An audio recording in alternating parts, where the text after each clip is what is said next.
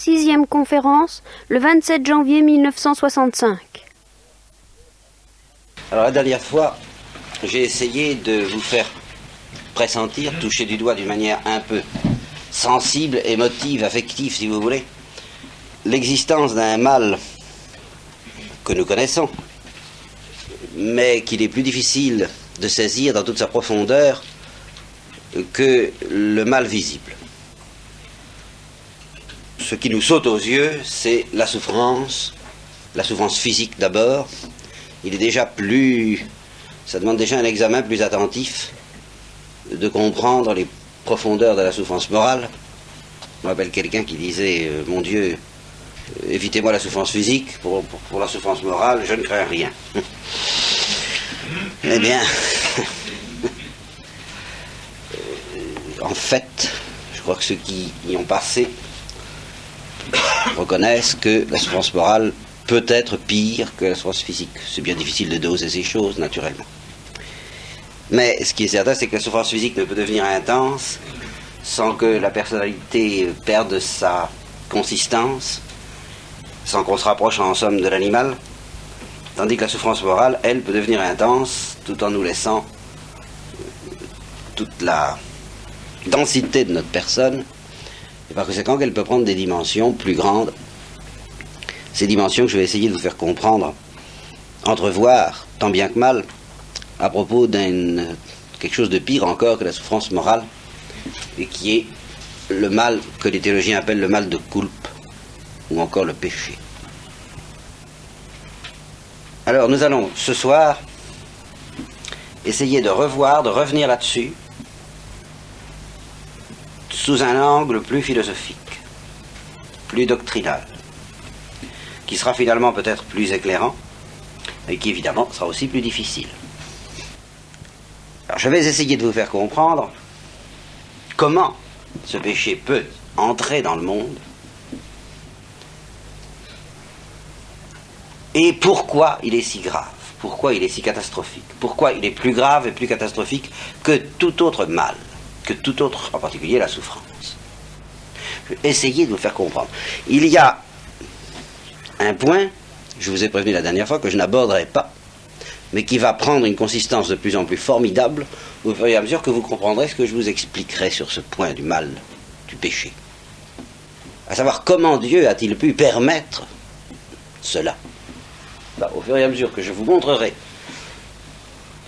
l'infinité, la quasi-infinité de ce mal qui s'appelle le péché, eh bien le problème du mal en sera, comme je vous en avais prévenu, rendu plus déconcertant encore, et on se demandera comment et pourquoi Dieu a pu permettre une chose pareille. Mais ça, nous n'en parlons pas pour le moment.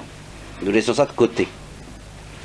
Le problème ne pouvant pas se poser avant que nous ayons compris justement à quel point le péché est une catastrophe plus grave que le mal de coupe.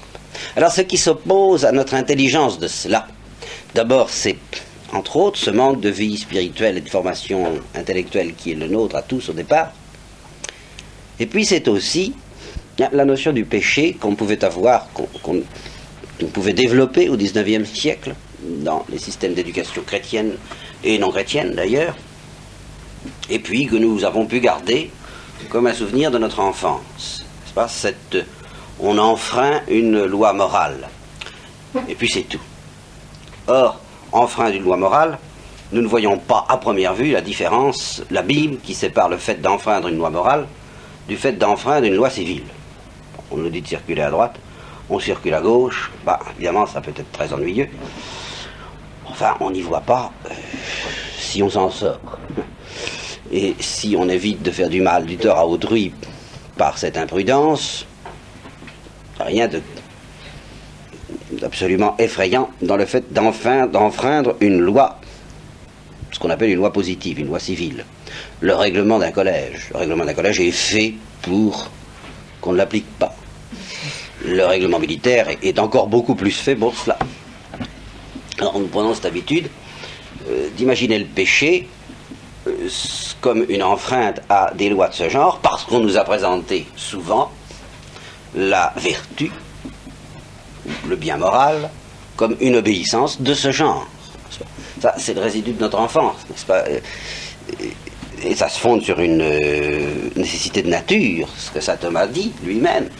Quand un être n'est pas doué de la raison, n'est pas doué d'intelligence, bien, on est obligé de lui demander de se soumettre à la raison en vertu de motifs extrinsèques et accidentels. Inutile d'insister sur la nature de ces motifs extrinsèques et accidentels, n'est-ce pas? Ce sont les récompenses ou les punitions. Alors,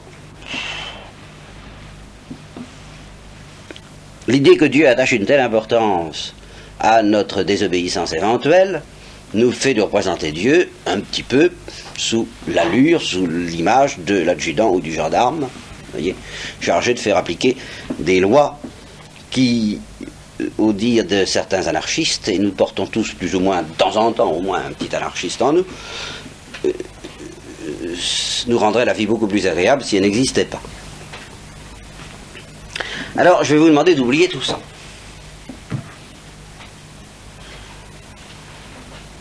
Pour comprendre ce que c'est que le péché, il faut méditer sur le mystère de la destinée humaine. Le premier péché, peut-être, que commettent nos contemporains, c'est celui de ne pas se poser suffisamment de questions. Pourtant, Dieu sait s'il s'en pose. Mais, précisément, dans le tas, les questions fondamentales sont vite noyées. Les questions fondamentales, ce sont celles qu'exprime Gauguin, je crois, dans un tableau, n'est-ce pas? Qui sommes-nous?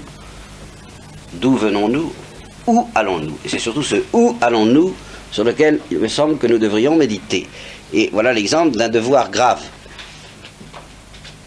Très grave. Et voilà l'exemple d'une catastrophe déjà grave, elle aussi. Ne pas chercher à savoir ce que signifie la vie humaine, quel est le but de la vie humaine.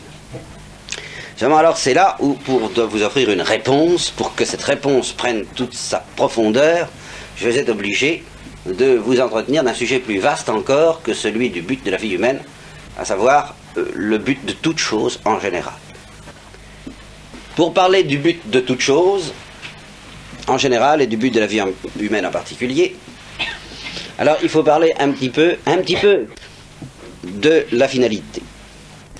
La finalité, c'est une chose tout à fait extraordinaire. C'est une réalité d'une splendeur tout à fait extraordinaire. Et c'est une méditation austère, mais très savoureuse dans ses fruits, que je pourrais vous proposer si nous pouvions insister assez longuement là-dessus. Voilà comment je présenterai les choses. Dieu est infini, rigoureusement infini. Infini de toutes les manières, dans tous les sens. Infini comme être, infini comme bien. C'est le bien infini, c'est la lumière infinie, c'est l'être infini. Bon. Ce qui caractérise, au contraire, essentiellement la créature, bon, très en gros, par opposition à l'infinité de Dieu, c'est qu'elle est limitée. Elle est limitée dans son être, limitée dans son excellence, sa bonté intrinsèque, n'est-ce pas? Quel que soit le caractère agréable ou fructueux des choses que la réalité quotidienne met sous nos yeux ou sous nos prises, eh bien, il s'agit d'un bien limité, et limité également comme valeur de ce que les philosophes appelleraient d'intelligibilité ou de lumière. Tout est limité dans le monde. Bon. Seulement, les êtres, les créatures, sont en réalité beaucoup plus limités encore que nous pouvons le constater à l'expérience. Parce que, en effet, Dieu a offert à la créature un remède à cette limitation.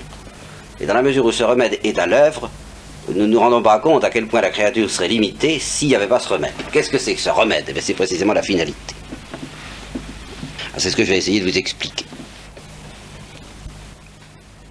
Alors, pour que vous compreniez ça clairement, il faudrait que vous soyez initiés à la distinction qui est facile à comprendre, mais dont il faudrait que vous ayez pénétrer la portée philosophique qu'on doit faire à propos de toutes les choses créées entre la substance et l'opération. Il y a la chose que nous avons sous les yeux, et puis il y a ses activités. Bon, en gros, c'est pas tellement difficile à comprendre, hein, à première vue. C'est difficile à approfondir, mais enfin, c'est pas difficile de comprendre ce que je veux dire là, n'est-ce pas? Les choses existent, d'une part, et elles agissent de l'autre. La pierre agit quand elle roule pour tomber plus ou moins bas. La mer agit lorsqu'elle est soumise aux marées, aux vagues, aux courants. Le vent agit. Les plantes agissent aussi. Et alors leur action est beaucoup plus mystérieuse et passionnante à suivre que celle des corps inertes, parce que ce sont des opérations vivantes. Qu'est-ce que ça veut dire? C'est un énorme mystère, je n'y insisterai pas tout de suite. Les animaux agissent et leurs opérations sont encore plus mystérieuses que celles des plantes, parce qu'il semble qu'ils possèdent quelque chose que ne possèdent pas les plantes, qui s'appelle la sensation. L'homme agit, et alors là, on découvre quelque chose d'encore beaucoup plus mystérieux, sur lequel j'essaierai de vous éclairer tout à l'heure. La substance de l'animal demeure quand il dort, et si on admet que le sommeil est encore une certaine activité, c'est vrai, c'est quand même une activité moindre que l'activité dite de la veille. Par conséquent, ça nous permet de saisir que l'animal reste intégralement le même quand il agit beaucoup ou quand il agit très peu, par exemple quand il dort. Donc il faut distinguer entre sa substance qui ne bouge pas, qui reste toujours la substance de l'animal, tant que cet animal est intègre, tant qu'il n'est pas mort, blessé ou tout ce que vous voudrez. Et puis, ces opérations qui sont plus ou moins riches, plus ou moins intenses, plus ou moins développées, plus ou moins variées. Bien. Alors, ceci dit, qu'est-ce que c'est que l'opération au point de vue philosophique? Eh bien, l'opération, c'est le remède que le Créateur offre à la créature pour dépasser ses limites. Ça, c'est... La créature, dans sa substance, est enfermée en elle-même. Voilà le principe fondamental sur lequel, encore une fois, je ne peux pas insister trop ce soir, mais dont la portée philosophique est fantastique, sur lequel je voudrais pouvoir insister. La substance de la créature est enfermée en elle-même. Et entre ses limites et l'infinité de Dieu, il ne pourrait y avoir aucune communication. Il y a des gens, remarquez, il faut tout de même que je vous en dise un mot, qui rêvent d'une communication de ce genre. C'est-à-dire, il y a des gens qui rêvent de dilater leur substance. Et même de dilater leur substance jusqu'à ce qu'elle se divinise. Ils comptent un peu sur l'évolution pour ça. Qu'est-ce que c'est que l'évolution? C'est justement le fait pour la matière de devenir vivante, pour la matière vivante de devenir sensitive chez les animaux, pour la matière animale de devenir intelligente chez l'homme, le pas de la réflexion, et pour l'homme, eh bien peut-être de subir encore d'autres mutations qui font de lui un surhomme, et après le surhomme, pourquoi pas une autre modification substantielle encore qui en ferait une sorte de Dieu. Voyez-vous? Alors c'est cela que certains rêvent, c'est-à-dire une divinisation substantielle. Voyez? Eh bien, ce rêve d'une divinisation substantielle, il ne faut pas s'imaginer que sous prétexte que c'est difficile à comprendre philosophiquement, ce soit difficile à rêver imaginativement. Et beaucoup en rêvent, parmi les évolutionnistes en particulier, et plus encore parmi les gens d'ailleurs comme vous et moi, qui ne sommes pas des savants spécialisés, mais qui lisent des revues, des journaux, tout imprégnés de ce rêve évolutionniste, et qui espèrent qu'un jour, à force de se perfectionner, force de progrès, eh bien l'humanité, pourquoi pas, arrivera à déboucher dans une divinisation substantielle. Et il y a d'autres gens qui rêvent à cela aussi dans une perspective d'évolution également, mais qui ne doit rien, elle, à la science moderne, à la science cartésienne en particulier. Ce sont les hindous. Et il y a actuellement un recoupement d'une redoutable puissance entre les rêves de l'Inde et les rêves des savants évolutionnistes. Alors là, eux, les hindous, se situent franchement au niveau métaphysique, et ils espèrent bien qu'à force d'évoluer spirituellement, en vertu non plus d'un phénomène scientifique, mais d'un phénomène mystique, l'âme humaine parvienne à la divinisation. Substantiellement. Alors là, ce serait nous écarter de la théologie que d'essayer de vous montrer le caractère aberrant philosophiquement d'une telle fiction. Je m'en tiendrai, puisque justement nous sommes en théologie, à la donnée de foi qui a été offerte à Israël, au peuple juif, et que celui-ci a livré au monde, il existe un abîme infranchissable entre la substance de la créature et la substance du créateur, et si on supprime cet abîme, eh bien on supprime l'originalité du créateur, qui cesse d'être le créateur, et par conséquent la signification profonde de la créature, la signification profonde du dialogue que le créateur offre à la créature, la signification profonde de l'amour, de l'amitié, de la charité que le Christ est venu jeter sur la terre. Tout ça disparaît complètement si on refuse d'admettre qu'il existe entre le créateur et la créature une distinction irréductible au plan de la substance. Nous ne deviendrons jamais Dieu en substance. Nous resterons éternellement distincts de Dieu. Nous resterons éternellement des hommes. Même dans la vie éternelle. Nous ne serons pas des surhommes. Nous serons des hommes divinisés, c'est une autre affaire, mais divinisés, comme justement je vous le dirai, au plan de l'opération et non pas au plan de la substance. Vous voyez comme c'est grave ces histoires-là. Parce qu'il y a des mystiques qui rêvent d'être divinisés au plan de la substance. Donc, s'il existe une différence irréductible entre l'homme et en général la créature d'une part, Dieu d'autre part, c'est que la créature, dans sa substance, ne parviendra jamais à dépasser ses limites. Voyez ?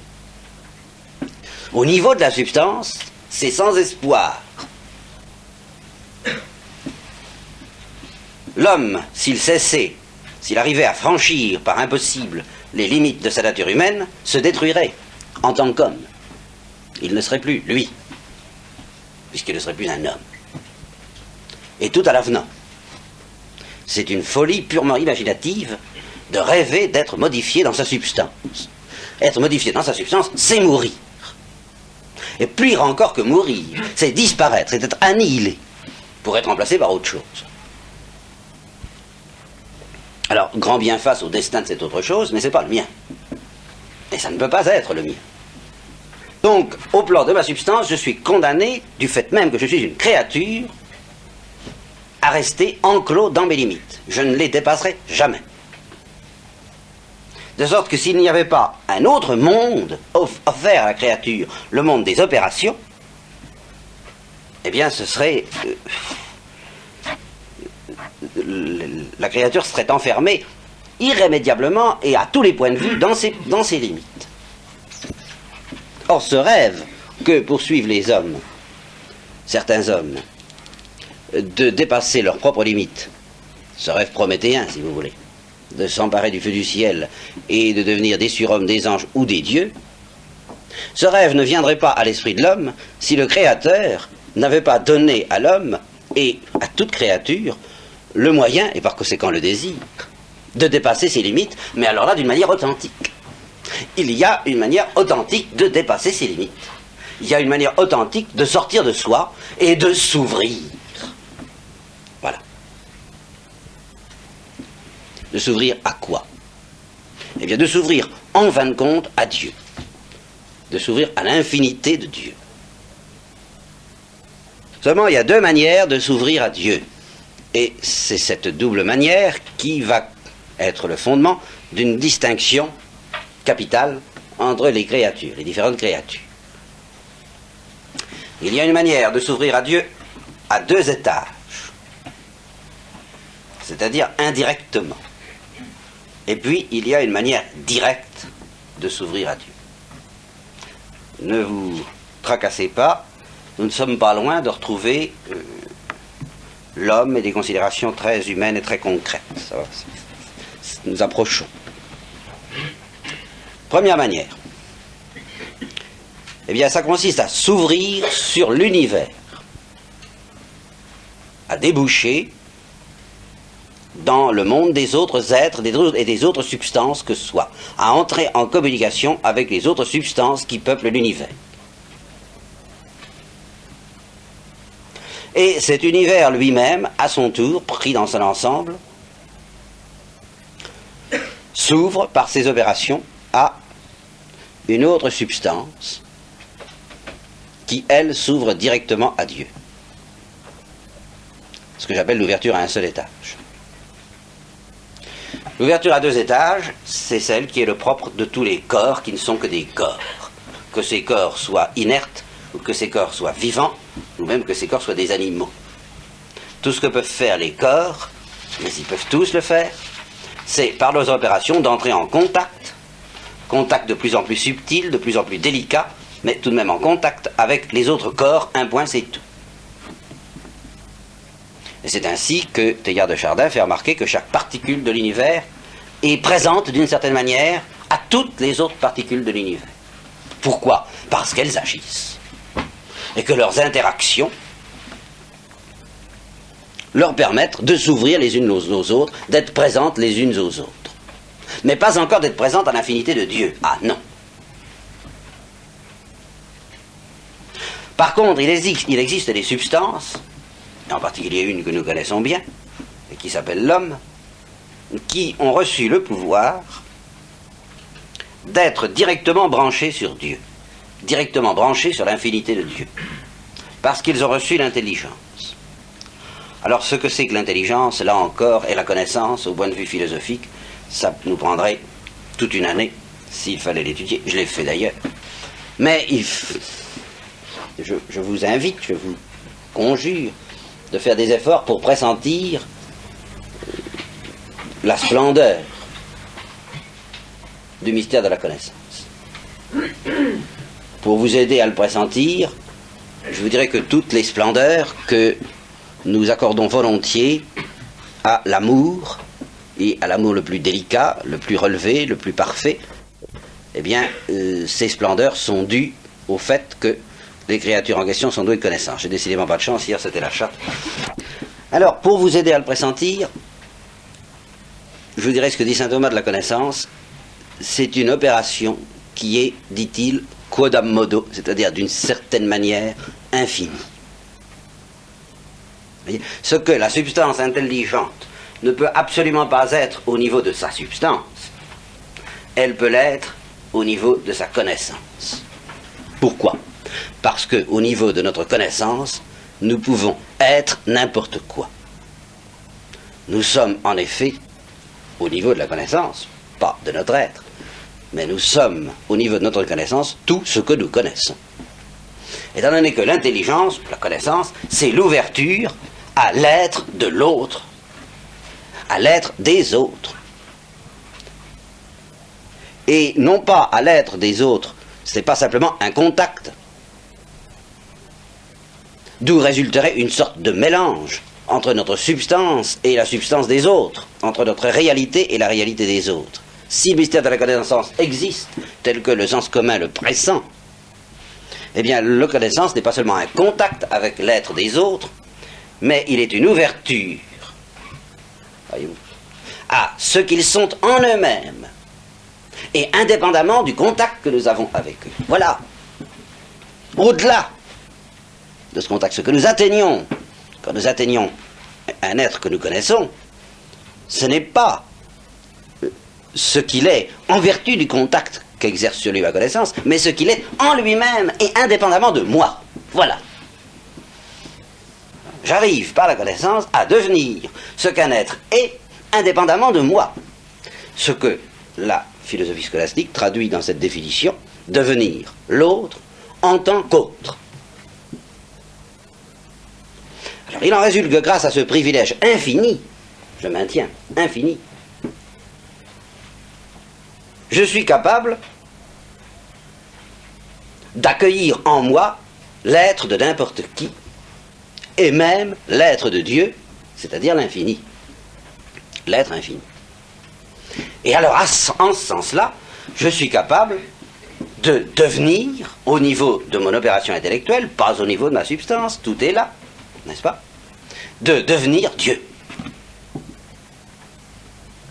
Ce qui est déjà vrai dans une certaine mesure imparfaite, au niveau de ce que les théologiens et les philosophes appellent la connaissance naturelle de Dieu, la connaissance qu'on peut avoir de Dieu à partir des perfections visibles de l'univers, n'est-ce pas? En vertu d'un travail intellectuel difficile qui nous fait comprendre que toutes les perfections de l'univers sont suspendues à une cause qui leur donne d'exister, précisément. Eh bien, c'est déjà malgré tout débouché dans l'infini que de découvrir cela. Mais c'est donc devenir, dans une certaine mesure, Dieu. Mais c'est tout de même le devenir d'une manière encore indirecte. Car dans cette perspective, l'objet Dieu ne nous est pas présenté directement. Ce qui nous est présenté directement, ce sont des objets limités, les réalités limitées qui nous entourent, les perfections de l'univers. Donc, or, je n'ai pas le temps de vous expliquer ça nous entraînerait trop loin. La formule que j'ai employée, devenir l'autre en tant qu'autre, devenir ce que l'on connaît, n'est rigoureusement valable que lorsqu'il s'agit des objets qui se présentent eux-mêmes.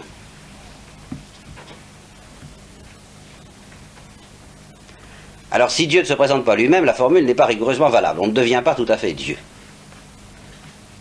On devient l'univers en tant que créé par Dieu. Donc indirectement, on atteint Dieu, si vous voulez. Mais ce serait trop gros de dire qu'on devient Dieu. Par contre, avec le mystère de la grâce, qui sera consommé dans la vision face à face, alors là, nous deviendrons rigoureusement Dieu, au plan de notre opération intellectuelle, pas au plan de notre substance.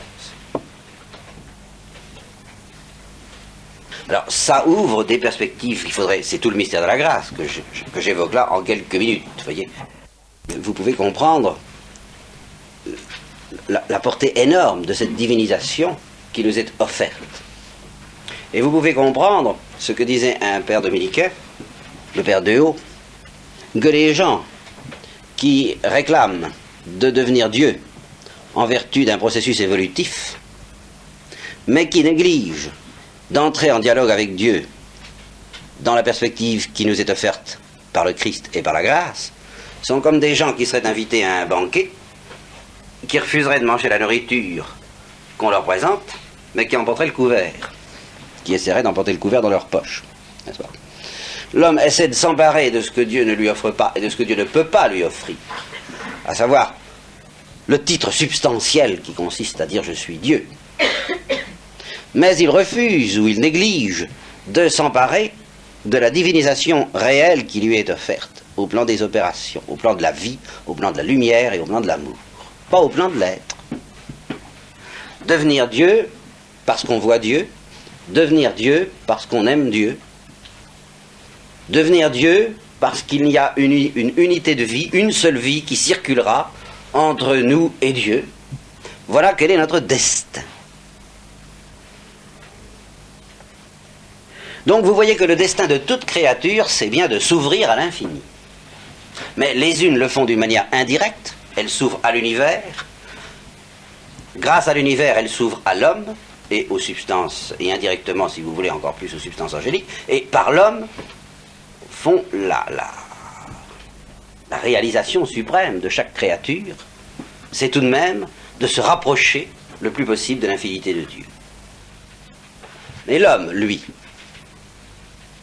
grâce à cette opération quodam modo infinita, qui s'appelle la connaissance, lui, il s'ouvre directement à Dieu. Alors, à cause de cela, la réalisation suprême de l'homme, et voilà où nous allons arriver, nous allons atterrir dans l'humain, et dans des notions très humaines et très proches de la littérature, alors finalement, mais qui cette fois vont prendre une dimension technique qu'elle n'aurait jamais eue si j'avais pas pris les précautions que je viens de prendre. Du fait que l'homme débouche directement dans l'infinité de Dieu, qu'il est capable de constituer avec Dieu une société et une intimité parfaite, eh bien on dira la réalisation suprême de l'homme, sa fin ultime, sa destinée ultime, prendra un nom spécial. À propos de l'homme, on ne parlera pas seulement de fin ultime, d'épanouissement suprême, comme on parlera pour l'univers et pour toutes les substances de l'univers. Mais pour l'homme, à cause de sa relation directe à Dieu, on parlera de béatitude. Qu'est-ce que c'est que la béatitude ? Bien, c'est la possession d'un bien infini, c'est-à-dire de Dieu. C'est l'unité de vie, de connaissance et d'amour établie entre une créature limitée et le bien illimité. Cette unité-là se nomme béatitude parce que la béatitude est un attribut divin. Alors béatitude, qu'est-ce que ça évoque ? Pour vous, j'en sais rien. Je me rappelle une brave dame un jour qui m'a dit qu'elle avait eu, après la mort de son fils, une sorte de contact avec ce fils, assez mystérieux, et qu'au cours de ce contact, elle avait entrevu, m'a-t-elle dit, je vous cite la parole telle qu'elle m'a dit, quelque chose de rose qui enveloppait son fils. Et son fils lui a dit, tu vois, c'est la béatitude. Et alors, ce qui m'a frappé dans cette confidence, c'est que cette personne a été très étonnée du mot, et qu'elle s'est dit, mais qu'est-ce que ça veut bien être que ça, la béatitude, et qu'elle a cherché dans son dictionnaire, ce qui semblerait laisser espérer qu'elle n'avait pas inventé la chose, pas plus que Bernadette, lorsque la Sainte Vierge lui a dit qu'elle était l'Immaculée Conception, et qu'elle ne savait pas du tout ce que ça pouvait bien vouloir dire. J'ai été surpris, parce que pour moi, béatitude et bonheur sont deux mots qui étaient depuis longtemps à peu près synonymes. Enfin, vous voyez. Je me suis aperçu que ce n'était pas le cas. Je suppose que s'il lui avait dit c'est le bonheur, elle aurait compris le mot, tout au moins. Peut-être pas ce qu'il voulait dire, mais le mot. Et voilà pourquoi je vous ai dit que nous atterrissons dans l'humain. Le mot bonheur est un mot qui a une signification, une résonance profonde dans l'esprit humain. Certains philosophes, certains moralistes, les marxistes vous diront que la recherche du bonheur ne peut pas être le but suprême de l'homme, que l'homme a mieux à faire, que la recherche du bonheur est mesquine, qu'elle est égoïste, qu'elle est étroite, enfin tout ce que vous voudrez. Mais si nous avons pris la précaution de parler non pas de bonheur mais de béatitude, et de définir la béatitude comme l'élargissement de l'homme aux dimensions de l'infini par la connaissance et par l'amour, nous comprendrons que cette béatitude est tout autant une oblation, une offre totale de soi-même à une lumière supérieure et à un amour supérieur à nous, qu'une possession. Cette béatitude est l'un et l'autre à la fois. Elle est donc à la fois bonheur et, si vous voulez, pour employer un mot alors très humain et finalement trompeur, je serais tenté de dire sacrifice. Vous voyez, sacrifice sous l'aspect sortie de soi-même, oubli de soi-même, renoncement à tout effort pour refermer ses doigts sur quelque chose qui nous est offert, ce qui condamnerait forcément cette chose à épouser les limites évoquées par ce geste même. On ne peut pas posséder l'infini dans un geste comme ça. On ne peut posséder l'infini que dans un geste comme ça. Ce qui est autant se donner que posséder. N'empêche que c'est aussi posséder. Et voilà pourquoi cette béatitude qui dépasse de beaucoup la notion banale du mot, qu'évoque le mot bonheur dans la littérature, inclut tout de même en elle tout le tourment, car c'est un véritable tourment, que suggère ce mot. Alors, exercice à faire. Bien. L'exercice qu'on vous a peut-être déjà fait faire, mais en fait nous sommes peut-être mieux armés pour faire, à partir des données techniques que j'ai essayé de vous offrir, mesurer l'abîme qui sépare non seulement le plaisir du bonheur, mais une quantité indéfinie de plaisir indéfiniment intense qui devrait durer éternellement ou sans arrêt du bonheur. Voyez-vous. Là, voilà où nous entrons dans le spirituel et où je vais essayer de vous faire toucher du spirituel, mais à propos de réalités très humaines. Supposons qu'on nous offre des plaisirs à l'infini, devant durer toujours. Admettons que ces plaisirs soient d'une qualité rare. Il n'est pas nécessaire du tout qu'ils soient grossiers, vulgaires ou tout ce que vous voudrez. Même des plaisirs artistiques, même en un sens qu'on pourrait appeler des joies, à condition justement que ce ne soit pas cette joie très spéciale et unique qui s'appelle la joie de Dieu, évidemment. Mais si nous excluons cette joie, qui seule en un sens mérite le nom de joie, enfin, il y a tout de même d'autres joies, des joies musicales, des joies littéraires, des joies de la société, de l'amitié humaine. Bon, alors entassons tout cela, comme dans un immense bûcher. Entassons des plaisirs et des plaisirs à l'infini, faisons-les grandir à l'infini, c'est-à-dire augmentons leur quantité, imaginons-les un instant comme devant durer indéfiniment, et augmentons leur intensité, tant que vous voudrez. Eh bien, avec cela, on ne pourra pas dire qu'on est heureux, si nous n'avons que cela. Si dans cet entassement de plaisirs rares et délicats et intense et infiniment durable, vous ne mettez pas l'infini, vous ne mettez pas l'infini strict qui s'appelle Dieu dans son éternité, vous ne pouvez pas parler de béatitude. Et vous ne pouvez même pas parler de bonheur si vous donnez à ce beau bonheur toute sa profondeur. Au fond, la seule différence entre le bonheur et la béatitude, c'est que le bonheur étant un mot humain, peut être interprété plus ou moins superficiellement. Si un esprit exigeant, passionné, essaie de scruter tout ce qu'évoque pour lui le mot bonheur dans ses dernières profondeurs, il débouchera dans la notion de béatitude. Mais s'il ne le fait pas, eh bien, il peut en rester à définir le bonheur, comme certains ont prétendu le faire, comme un entassement de plaisir. Voyez-vous ? C'est pour ça que le mot bonheur est plus équivoque. Il se promène, si vous voulez, entre une vue superficielle de notre destinée et de ce qui peut nous combler, et une vue profonde.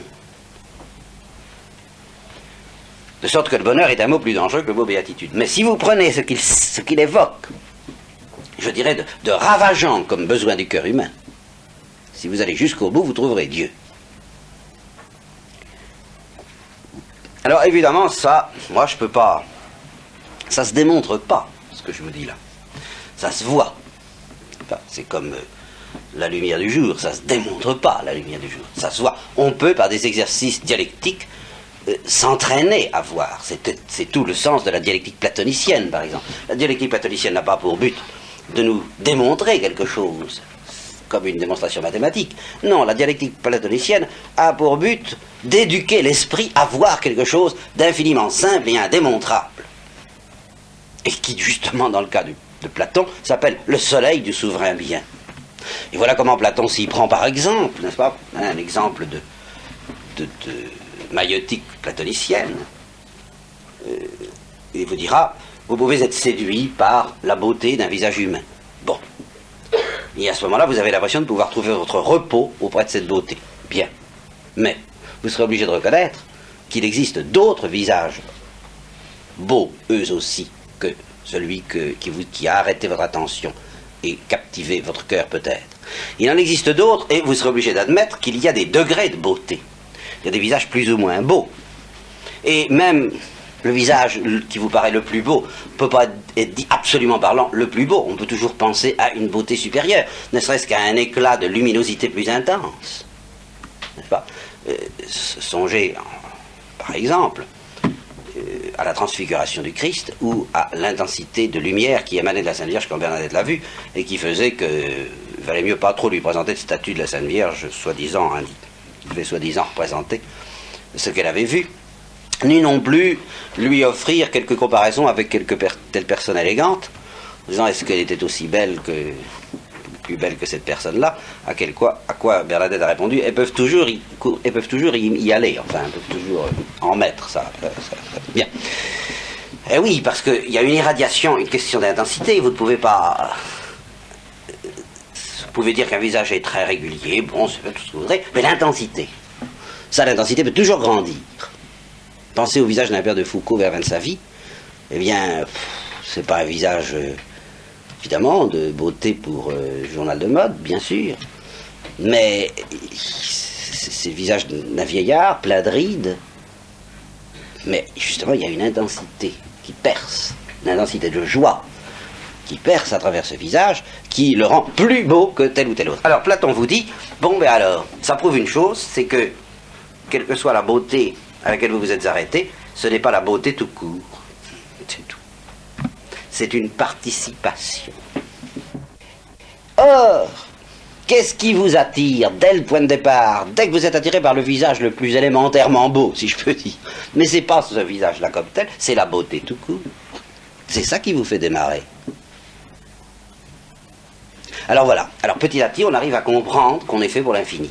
Voilà comment Platon nous entraîne à comprendre cela. Et il y faut du temps.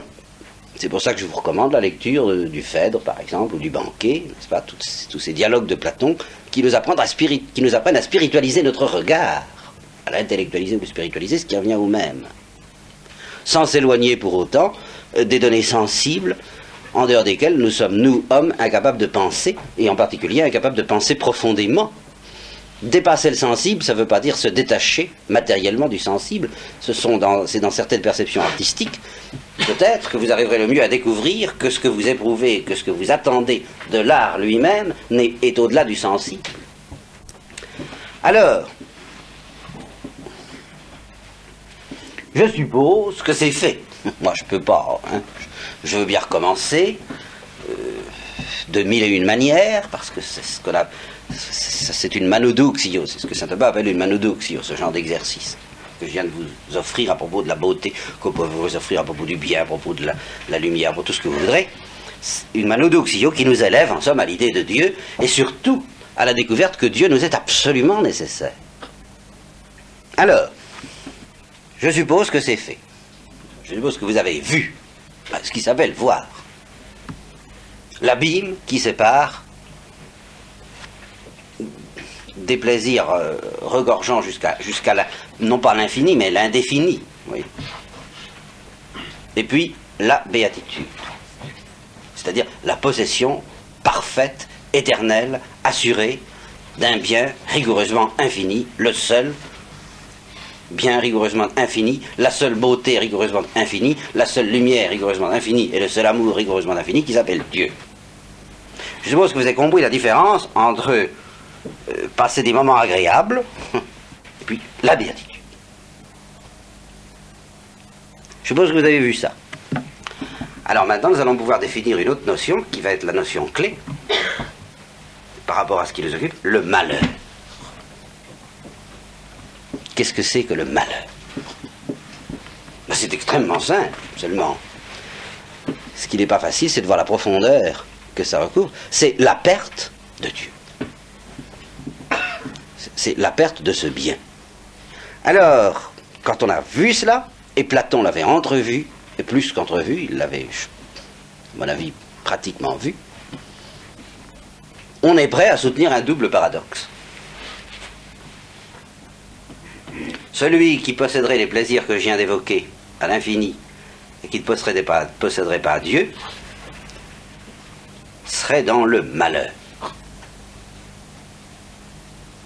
Et celui qui posséderait, qui serait accablé de souffrance et de maux, mais qui posséderait Dieu, serait dans le bonheur. Platon explique que l'injuste, qui profite impitoyablement de tout le monde et qui réussit dans toutes ses entreprises, est malheureux.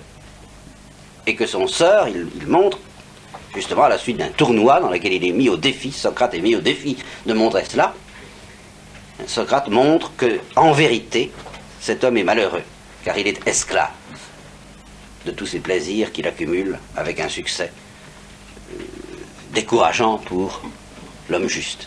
Et qu'au contraire, le juste est heureux parce qu'il a l'essentiel. L'essentiel, je ne vous dis pas que Platon le définit ici de manière parfaitement satisfaisante, mais il le définit beaucoup mieux dans d'autres ouvrages quand il parle justement de cette possession du bien, de la beauté, et aussi dans La République, lorsqu'il nous compare à des prisonniers enchaînés dans ce fameux mythe de la caverne, où la lumière se situe derrière nous, et où le bonheur serait de pouvoir se retourner pour voir la lumière. Eh bien, le juste est en route vers ce bonheur, et il possède déjà en germe ce bonheur, alors que l'injuste perd ce bonheur. Voilà. Qu'est-ce que c'est que le péché? C'est ce désordre de l'action, c'est ce désordre de l'opération, qui seul,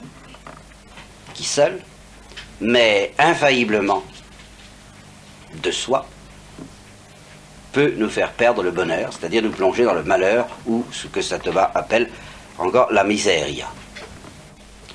Alors c'est là où maintenant que j'ai dit toutes ces choses en termes techniques, on pourrait faire appel à la littérature et à l'expérience concrète. Et cette littérature et cette expérience concrète viendraient apporter à notre moulin une eau qui d'ailleurs fait grincer des dents les incroyants qui ne veulent justement pas qu'on ait le droit de tirer cette leçon de l'expérience humaine ni des œuvres de certains auteurs. N'empêche que tous les hommes pressentent bien que c'est poser une question singulièrement au-delà des apparences que de demander d'un homme est-ce qu'il est heureux ou est-ce qu'il est malheureux au fond. singulièrement au-delà des apparences. Et c'est là où la littérature a l'envie. Toute la littérature moderne, par exemple, nous présente des hommes malheureux, presque tous.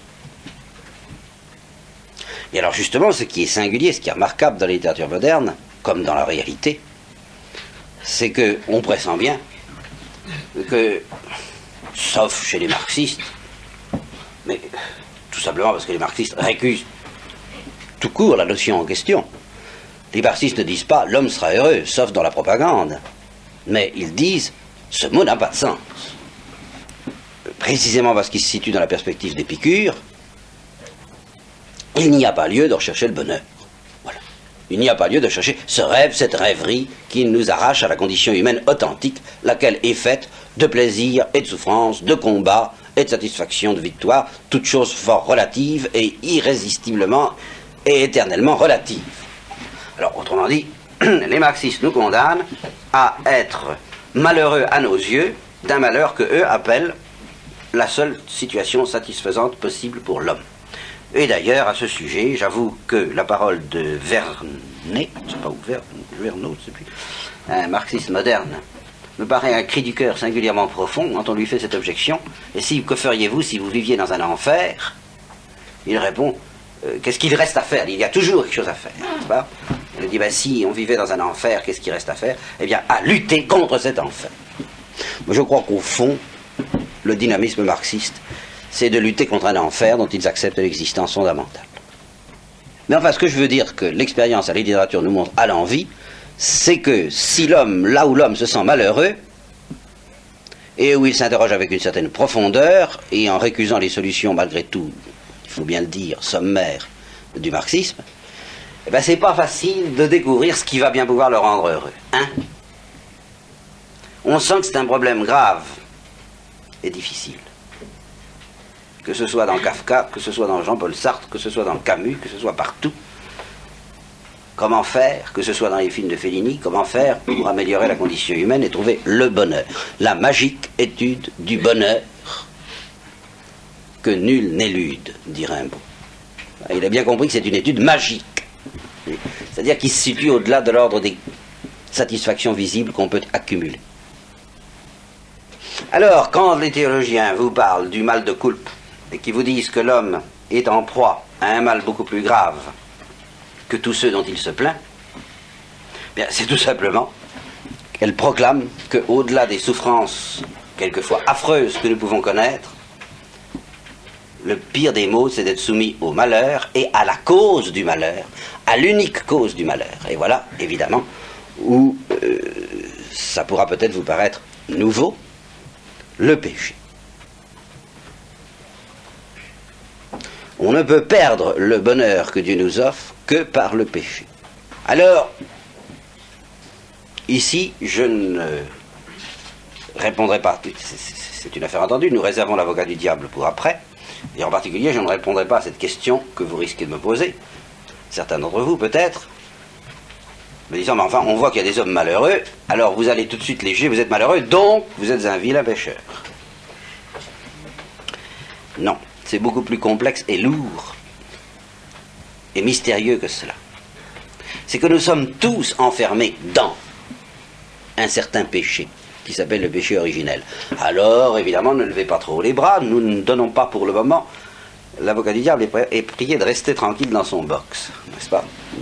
Je vais vous expliquer comment nous voyons les choses, comment on voit les choses à la lumière de l'Évangile. Puis après, on discutera, si vous voulez. Hein? Nous sommes malheureux parce que nous sommes collectivement pécheurs, pas individuellement, enfin nous sommes aussi individuellement, mais justement je n'accuserai pas quelqu'un d'avoir péché individuellement, personnellement, si je découvre qu'il est malheureux. Je dirais seulement, il est enfermé, il subit le poids de ce péché collectif dans lequel nous sommes tous enfermés, tant que le Christ ne nous en a pas délivrés. Alors qu'est-ce que c'est que ce péché ? Alors c'est là où il faut remonter à la source, c'est-à-dire à nos premiers parents, ce que j'avais fait la dernière fois. Parce que eux, ça a été vraiment de leur faute. Et une faute vraiment bien personnelle. Seulement, cette faute est plus profonde que toutes les autres fautes que nous pouvons connaître et commettre dans notre vie quotidienne, plus profonde de deux manières. D'abord, dans les traces qu'elle laisse en nous, et qui sont situées à un tel niveau de profondeur qu'elles ne sont pas conscientes, du moins au premier abord, et qu'il nous faut beaucoup de temps pour les découvrir. Et puis alors, plus profonde aussi, comme portée, comme gravité, dans son caractère effrayant. Et comme malgré tout, ce péché qu'ont commis nos premiers parents continue à nous travailler, comme une tentation au moins. Il continue à peser sur nous, je dirais presque comme châtiment. Et d'autre part, il continue à nous travailler comme tentation. Je pense qu'il faut que nous réfléchissions d'abord à ce péché tel qu'ils l'ont commis, afin d'essayer de comprendre que le pire des maux qui pèsent sur le genre humain encore de nos jours, c'est précisément la présence active, virulente encore, de ce péché. Non seulement ces traces qu'on appelle le péché originel, ou les séquelles du péché originel, pour les êtres qui ont été baptisés, c'est-à-dire délivrés essentiellement du péché originel, mais non seulement cela, mais un renouveau de ce péché, une tentation perpétuelle de le commettre de nouveau, qui nous travaille tous, collectivement, et qui fait notre malheur, au moins notre malheur collectif, qui fait le malheur du genre humain, qui fait que le genre humain vit dans des ténèbres malgré tout, et qu'il est opprimé dans ces ténèbres. C'est que la tentation de faire de nouveau, ou de continuer à faire ce que nos premiers parents ont fait, ne nous lâche pas. Et en particulier, par exemple, cette prétention à la divinisation substantielle, c'est un renouvellement du péché de nos premiers parents. Et c'est ça qui nous rend plus malheureux que tout. Je dis plus malheureux que tout, je ne dis pas que ce soit la seule cause de nos malheurs. Attention, dans nos malheurs, il y a une part de châtiment, il faut le reconnaître, il faudra étudier cette question-là aussi. Mais bien au-delà de cela, il y a quelque chose qui nous fait peut-être pas beaucoup plus souffrir, qui ne fait pas tellement souffrir dans notre chair, mais qui pèse beaucoup plus lourd dans notre cœur et dans notre âme. Mais c'est justement de ne pas aimer Dieu, ou de discuter avec lui, ou de vouloir nous emparer de la béatitude, finalement le fond de l'affaire est là, par un autre chemin que celui qu'il nous propose. Voilà ce qu'il y a de plus lourd et de plus cruel dans la situation qui est la nôtre, parce que sans même encore parler, il faudra bien que j'en parle, mais enfin sans même encore parler du malheur éternel dans lequel ça risque de nous plonger, ça nous plonge actuellement, en tout cas, dans un malheur temporel, et dans l'aspect le plus lourd, je vous le répète, et le plus ténébreux des maux, des malheurs temporels que nous subissons.